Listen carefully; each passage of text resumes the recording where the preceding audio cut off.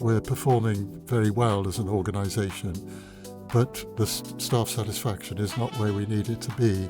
Each and every time they give us feedback, it's a gift.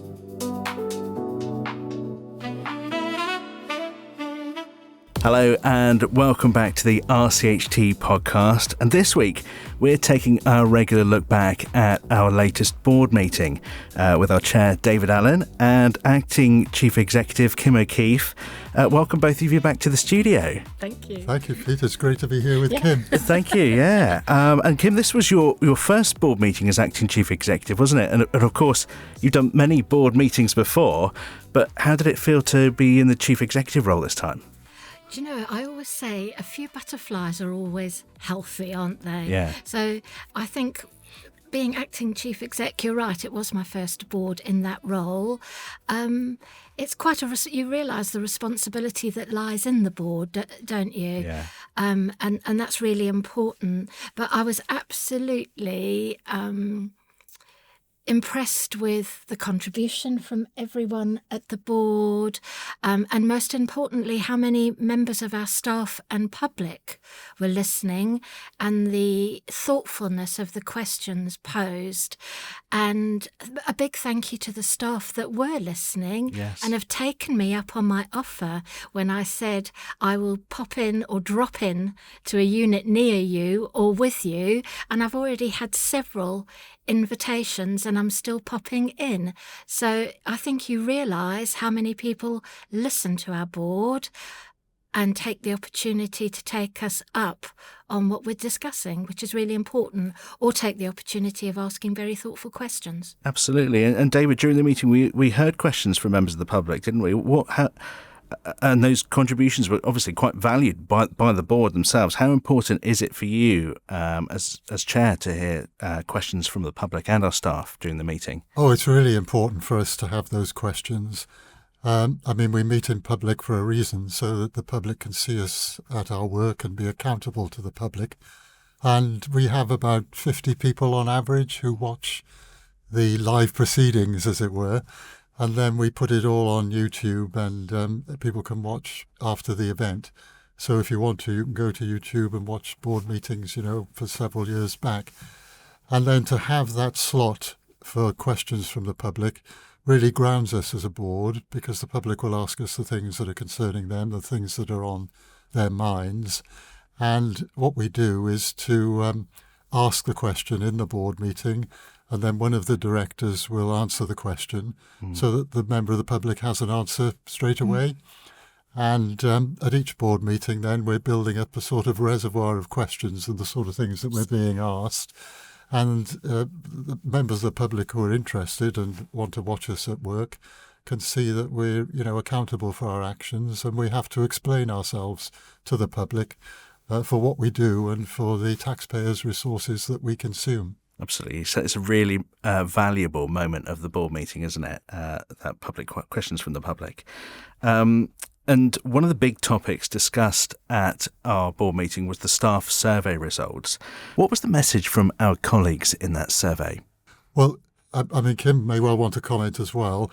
I will answer the question, but first of all, I just wanted to say how good it is that we've got Kim as acting chief executive now, because she's making this a real priority to improve staff satisfaction.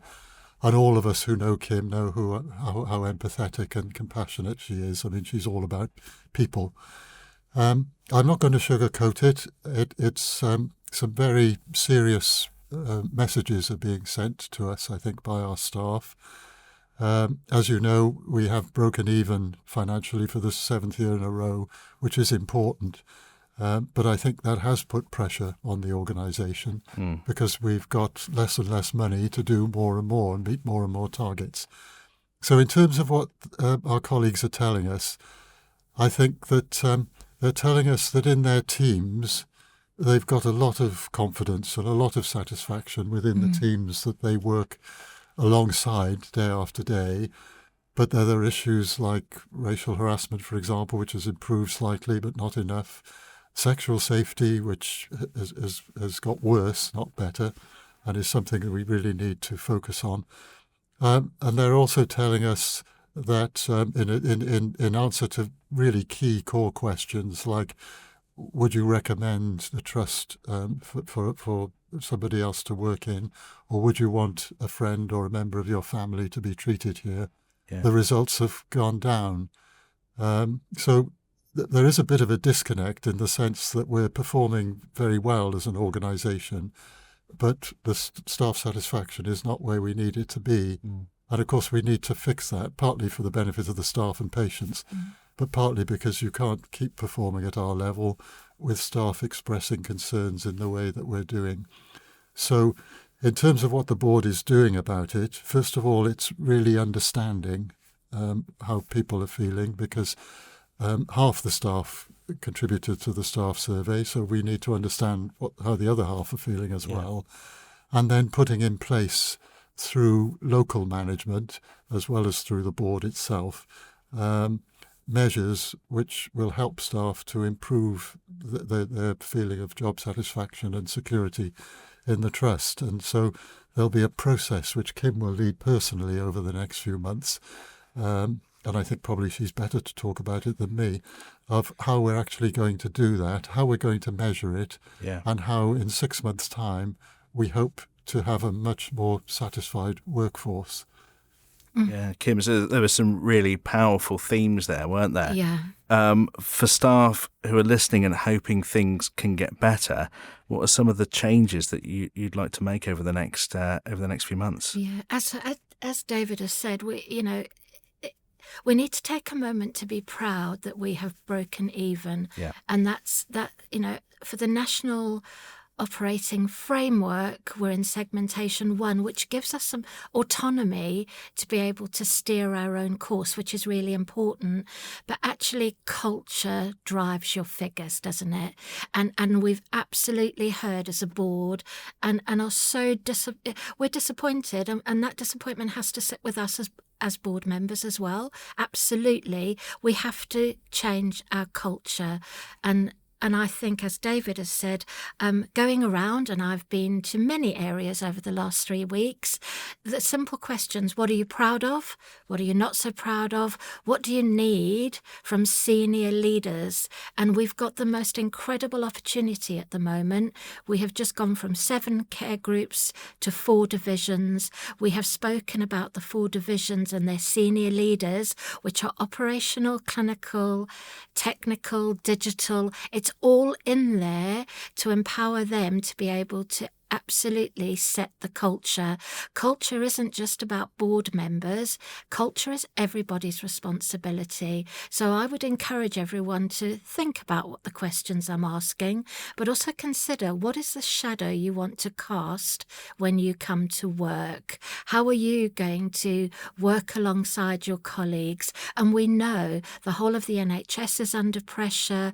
Globally, we're under pressure. Nationally. So we fully appreciate it isn't just work pressures, it's all of those external triggers as well. But we all need to work collectively. David is right. Every team you go to, proud of their team. I've heard, I work in a sensational team. I work in a thoughtful team. We all work collectively together. We all help each other. My challenge is, how do we, like a big amoeba, draw everything in so we, as a team, RCHT, and that is all of us, can collectively say we're all proud that we work here. And that's really important. So what will you see differently? You will see a lot of visibility and accessibility across the 3 sites by the senior leadership teams who are introducing themselves. They're out and about, making sure they're hearing their own division's voices.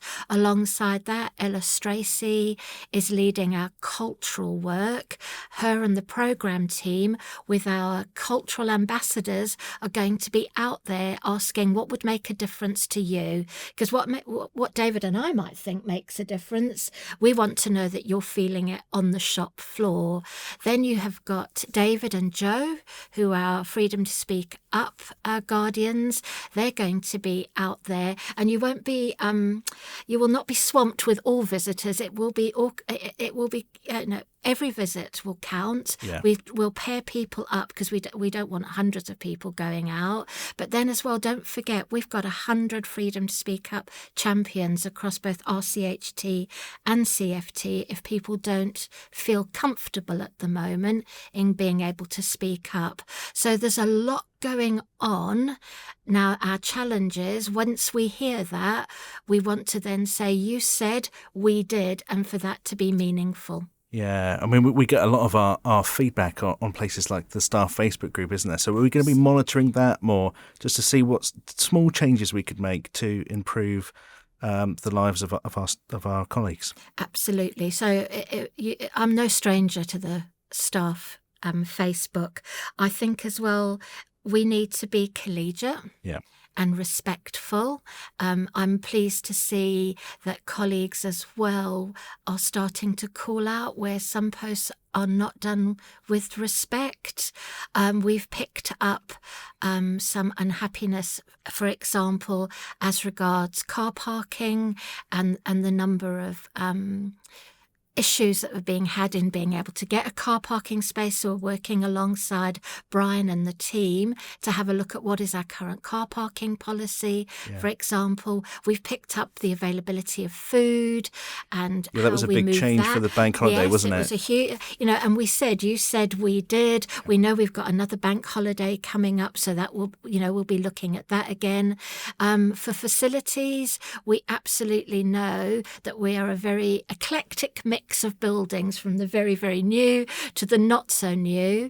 We have committed funds to be able to look at change rooms, redoing bathrooms and kitchens. And Brian, who's our Director of Estates and Facilities, they are just looking at that list. And then we'll be going out to the divisions. It isn't what we think is the most needy. Actually, we're putting it out to the senior leadership teams to say, where do you want us to put this money first? What will make a difference for your staff in your division, and make sure that money is used wisely? Yeah, that would be great to kind of put the power to our colleagues to work out where we all want to spend that money that's going to be best for us. And that's going to make a huge difference. So hopefully we will see some changes over the next few months. Absolutely.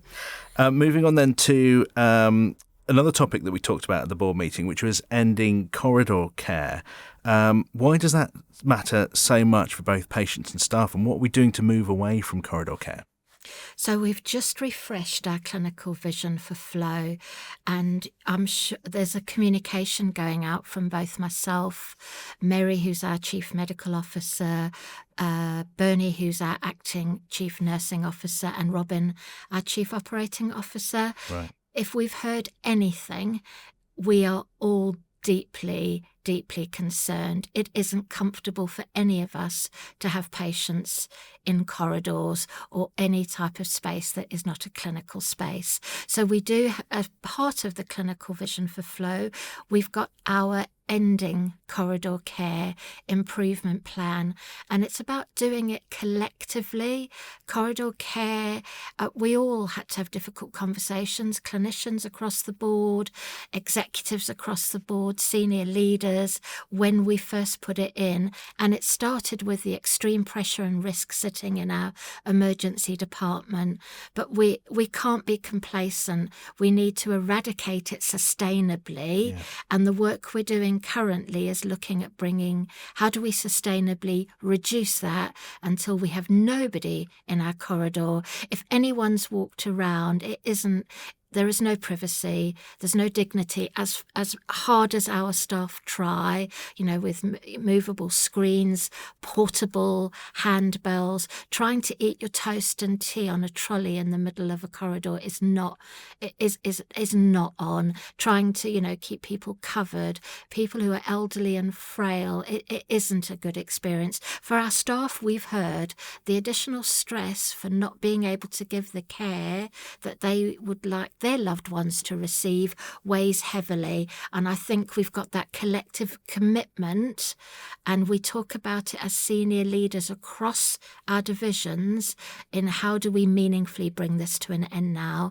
And I think we'd all support that and play our part in that. Is really important. Absolutely. Kim, thank you.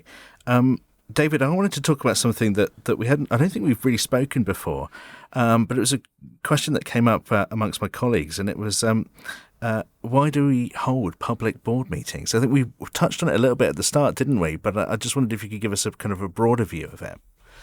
Well, I think the main reason is to be accountable to the public. The Royal Cornwall Hospitals are one of the most important services to the people of Cornwall and the Isles of Scilly and the millions of visitors that we have each year. And so it's important that our deliberations are held as far as possible in public. There are some things, for example, to do with individuals or to do with commercially sensitive issues, which we have to discuss in private. Yeah. But there's a presumption, unless there's a good reason to the contrary, that we'll hold all our meetings in public. And they say that sunlight is the best disinfectant. And that's part of the reason, so the public can see us going about our business in an open and transparent way and hopefully trust us as the stewards of the health economy which serves them. And the board is comprised of non-executive and executive directors. So I'm a non-executive chair. It's my job to run the board. And Kim is as an executive, the chief executive, and it's her job to run the trust, to run the hospitals. So that's an important distinction. But if you're a non-executive, I always feel that you're representing the public in the room, right, and asking the sort of questions that the public would want you to ask. And it's good that members of the public and our staff can see us asking those questions, testing and challenging, and also seeing the executives respond in an open way that's not in denial or is not seeking to hide anything. So to have, it's a statutory responsibility for us to hold our meetings in public. People are welcome to come to the boardroom if they want to, but they tend to watch online. And I think that's a really important part of public accountability. And I think the final point is, Pete, you would only hold meetings in public for something that's important. Yeah. And there's nothing more important than health. Absolutely. So it's really important that the public can see us at work doing our jobs, and everything we do is for them. Yeah, absolutely. And you mentioned our non-executive directors there as well. And we've just welcomed a few more new executive directors, non-executive directors, haven't we?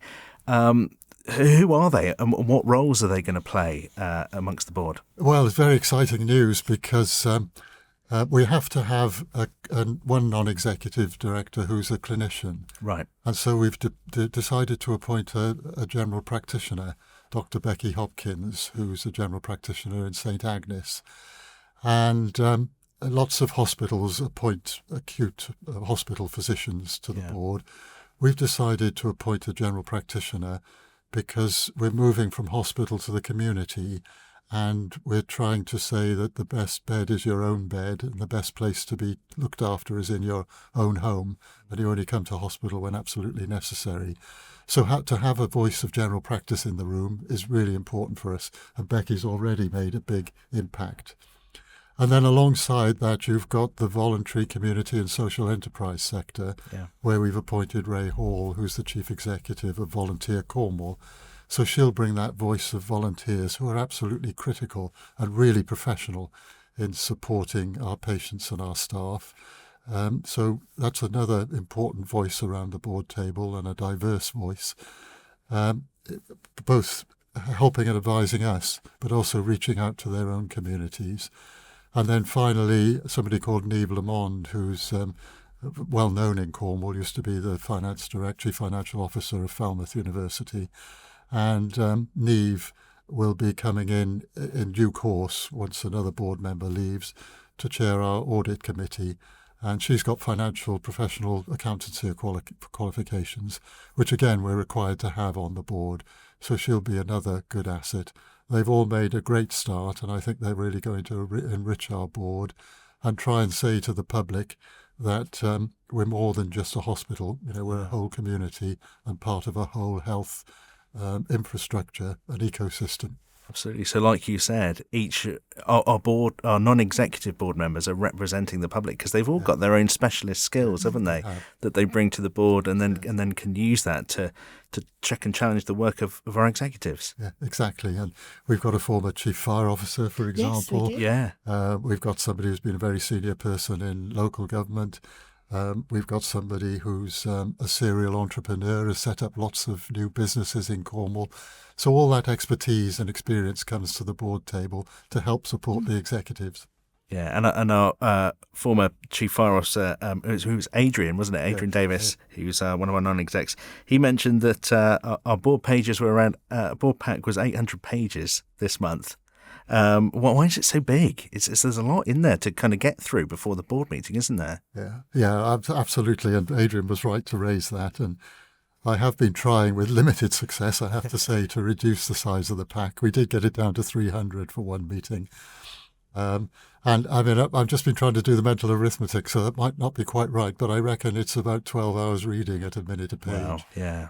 So it's an awful lot to get through, even if you're just reading it pretty quickly. Yeah. What I would say is that most of that paperwork is contained in a section of the board meeting which the board takes as read. In other words, we need to see it. Yeah. But, it's things like standing orders or the lots of our rules, which don't change much year to year, but which have to be presented to the board each year. So that accounts for several hundred of the pages. Okay. Quite a lot of the other pages are mandated. In other words, we have to have them. Right. And what tends to happen is that you'll have a national report, say Donna Rockenden's reports on maternity, and then one of the recommendations will be there should be a report to the board every month. And you can see the more of these reviews you have and the more recommendations to have a report every month, we're required to look at all of these reports every month. So that accounts for quite a lot of the paperwork. But in our main discussions section, we are trying to receive really focused papers which just tell the board what it needs to know and not everything the author of the paper knows. Yeah. So it's a work in progress, but we are trying to reduce it. It is quite powerful in the board meetings to be able to see the discussions that kind of go on between board members, isn't it? And that kind of really highlights the kind of thought that goes into some of the decisions that you make as a board. Yes, and our committees also are very important. So we have a network of committees which really do the work, the engine room work of filtering all of the material and all of the advice that we get, so we can get clear recommendations to the board from our committees. Brilliant. So Kim, finally, you've taken on the acting chief executive role. What's going to matter the most to you over the next few months, do you think? So for me, it's having that cultural shift, that people come to work and feel supported, feel valued, and most importantly, feel able to speak up when they feel that things aren't right is really important. Yeah. And that's no easy feat, is it, when you're under sustained pressure? But I would like to see that, and we'll do pulse surveys, very quick, very simple, using what we've already heard, put that into action. But also our staff I want the staff to know that each and every time they give us feedback, it's a gift. And I say that with generosity, because sometimes you don't like the gift you're given, but what counts most is that person feels free to give it, safe to give it, it's given respectfully, and we listen. And if it's a theme and a trend that we are committed, and you've heard David at board, you've heard myself at board, you've heard our commitment of our board to make sure that we're making that cultural change and people do feel valued when they come to work. That is my focus over the next few months, hence the visibility, accessibility. I don't want anyone to think that finance, productivity is not important. We have to be a viable financial organisation. However, we all know, and it seems quite glib to say, isn't it? Happy staff, happy patients. Yeah. But that's really true. If your staff come and they feel happy and valued, it does have that effect and it drives the figures. So I would encourage, because often it isn't a line manager, sometimes we are not kind to each other. So I'd like people to really consider how their colleague feels on occasion, how they would like to feel. And I never say treat everybody as you'd like to be treated, because that doesn't work. No. Actually, treat everyone as an individual. If someone is asking you a question, take it from a position of open curiosity, consider it with kindness, and act collectively. Absolutely. Just one quick one to end on, Kim. It's the 13th of May today that we're recording this on. How many days are there until Christmas? Oh, no, I knew someone would ask me. I think it's 226. 226. And I'm sure it was 227. You can see I usually know it just like that. You're not Mrs. But Christmas it's for no coming. reason. Yeah, Absolutely, it's coming. Be prepared. Kim and David, thank you so much for your time today, and it's been a pleasure to have you in the studio again. Thank you. Thank you. Thank Pete. you so much. Thank you. That's it for this podcast. Thank you so much for listening. If there's an improvement or achievement within your team you'd like to talk about, or a story you'd like to share, please contact us on rcht.communication@nhs.net, as we'd love to hear from you. And don't forget to subscribe so you can be notified of future episodes. We are RCHT.